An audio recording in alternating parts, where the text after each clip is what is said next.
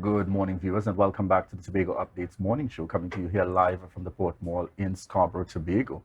All right, in this segment, we head on in and we welcome joining us online, Michael Anistet, General Secretary of NATO. Good morning to you, sir. Pleasant morning to you on Tobago. Blessings always. All right. Well, we're heading straight on in, and I want to get your very first reaction given the budget that would have been presented yesterday. Well, my first reaction is the same old, 4 hours and 7 minutes reading with a lot of issues. But within the trade union movement, we are more concerned of how we're going to take the economy to another level where the inequalities of income and wealth, the wealth gap, will be addressed, where sustainability in terms of growth and where diversification and productivity and competitiveness becomes part of our DNA and part of who we are as Trinidadians and Tobagonians. We haven't seen that in the budget, and therefore we have some concerns. All right, I want you to give us your take. It's been some time since we have seen an increase in the minimum wage. In particular, Yeah. we saw a movement from 1750 to 2050. What's your take? You should probably be very pleased that there is some kind of upward movement on the part of trade unions. All right, let me answer that. There is this mistaken notion about increases of the minimum wage. What is a minimum wage? A minimum wage is the minimum that you pay to workers legally. That is what a minimum wage is all about.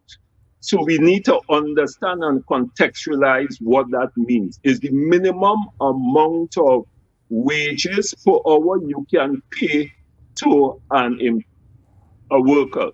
We have been articulating and will continue to articulate that the question of living wages and decent wages must become part of the economic landscape of Trinidad and Tobago.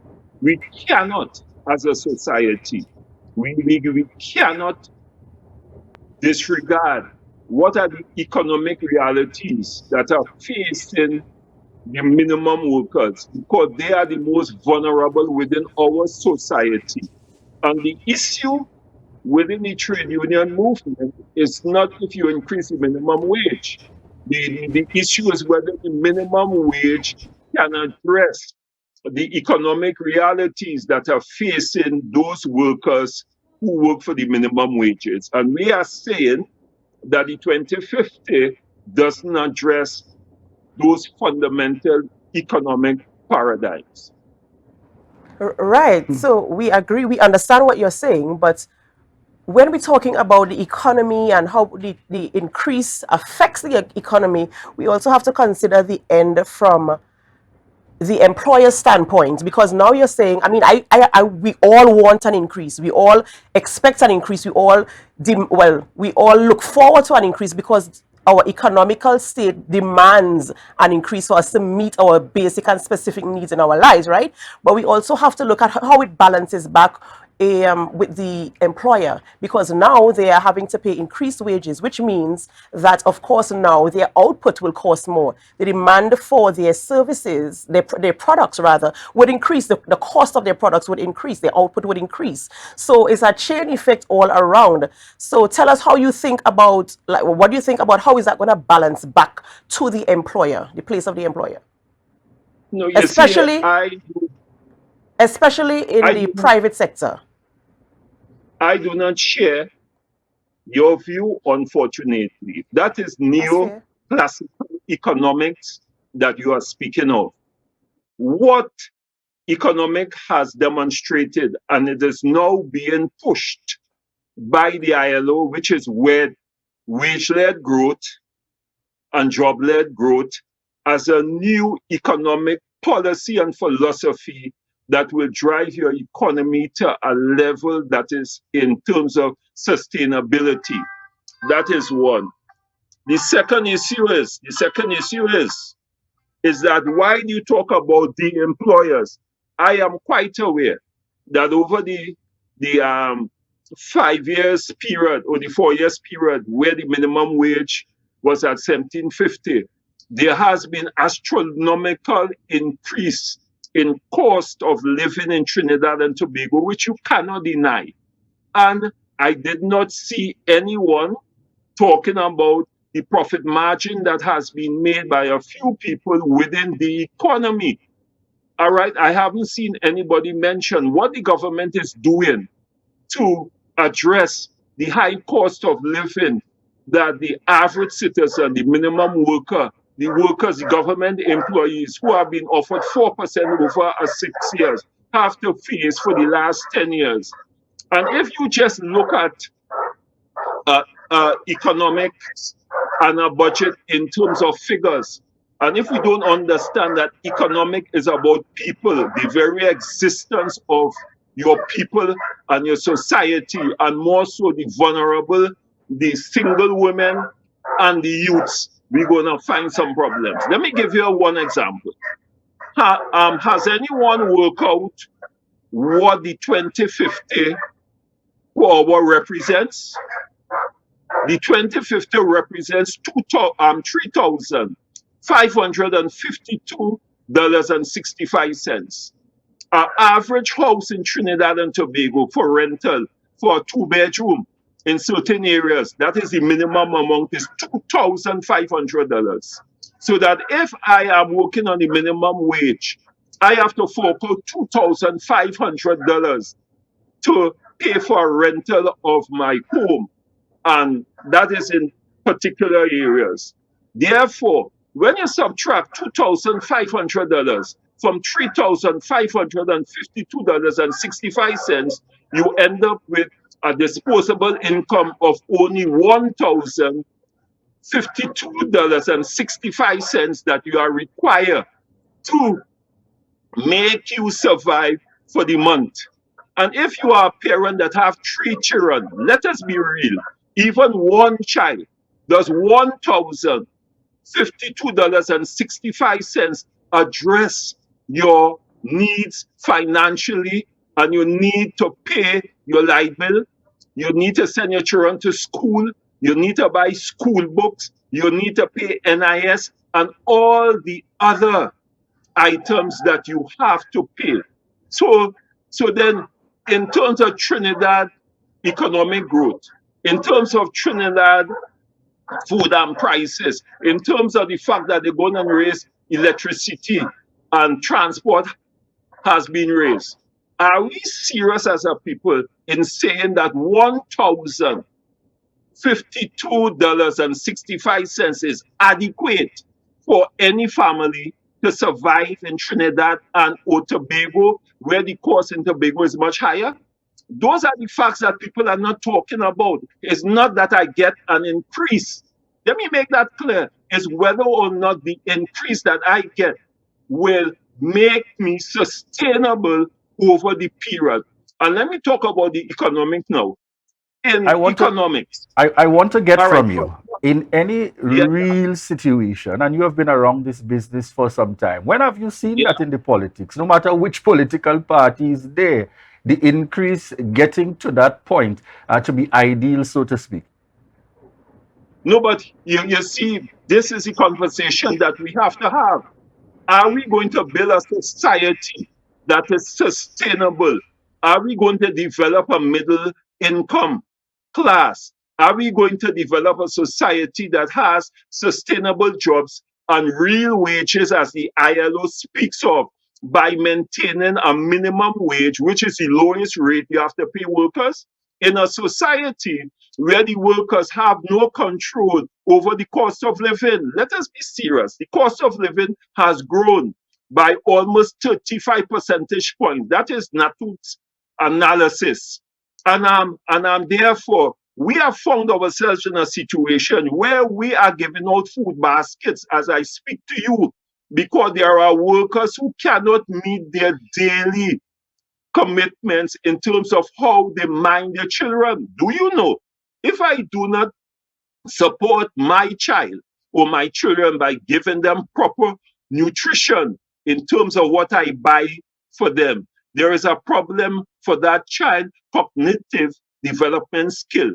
Do you know that in some communities they only eat proteins and chicken sometimes once a week?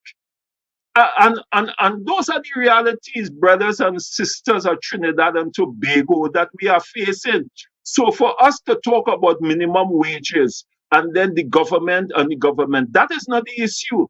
The issue is how do we solve the inequality that exists in Trinidad and Tobago, where a few people benefit immensely and the majority of workers are asked to live on salaries from paycheck to paycheck. Some cannot even make paycheck to paychecks, right? What kind of society do we want to build? And I think that is the conversation that we have to have as opposed to minimum wage. The trade union movement would not fall into the trap of discussing a minimum wage. We want to discuss the issue of a living wages. We want to discuss the issue of job-led growth and wage-led growth, which the ILO, which is government is part of, which the UN, based on their goals for 2030, talks about the elimination of poverty and inequality that exists globally.